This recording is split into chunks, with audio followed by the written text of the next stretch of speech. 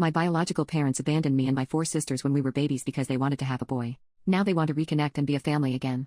I am a Chinese woman who was adopted from mainland China when I was a baby and grew up in the UK. I grew curious of my roots and if I had any family out there, so I took a 23andMe test. I found 4 full sisters through this test. I'm the oldest. My sisters are 29, 28, 24 and 20. The 3 middle sisters are in America, and the youngest is in Germany. We have kept in contact via the internet and have even met in person twice before COVID started.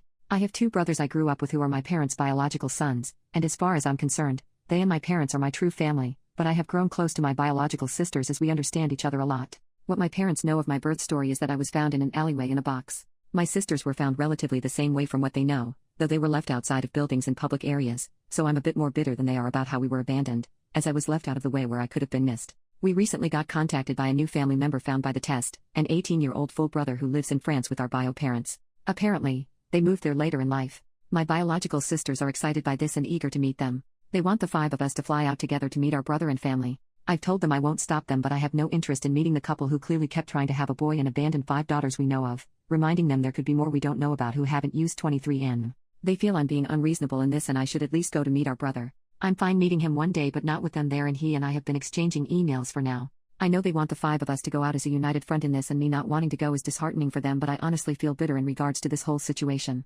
Update 1 month later. After some pushing from my bio sisters over getting in contact with our bio parents, as while I don't want to fly out to meet them with my sisters, they still want to talk to me. I finally consented to having a Zoom call with our bio parents, as that was the most I could handle. I'll be honest, it was like a punch in the gut. I look so much like our bio mother, it was a little startling. So I found out some answers to some important questions. Firstly, why were we abandoned? As many of you can guess, it was to do with the one-child policy. They wanted a son, but there was additional internal pressure to this. My paternal grandparents had told them if they kept a daughter, they would be cut off and not have a penny of the family money. It's why I was abandoned so differently from my sisters. It was my paternal grandmother who took me out to abandon. My bio parents always assumed that I had died, given how she left me, so they took over the abandonment of my sister, which is why they were left in better places. Were there any other children? Yes, 1. A boy who would be 22 right now. Had everything go to plan. They had been going to keep him, but something was wrong about him.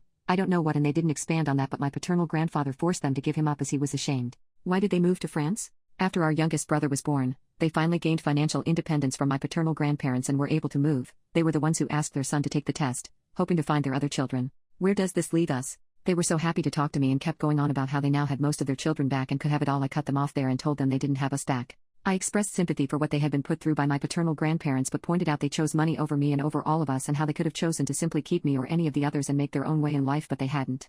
I thanked them for the call but told them I had a family already and had no further interest in speaking with them. That I'd continue to be in contact with my bio brother, but this was all they'd get. They tried to beg me to stay on the call, but I left, and I admit I had a little bit of a sob afterward. My adoptive brothers ended up taking me out to drink afterward, and the 3 of us got hammered while I vented and cried some, but it helped work through things a lot.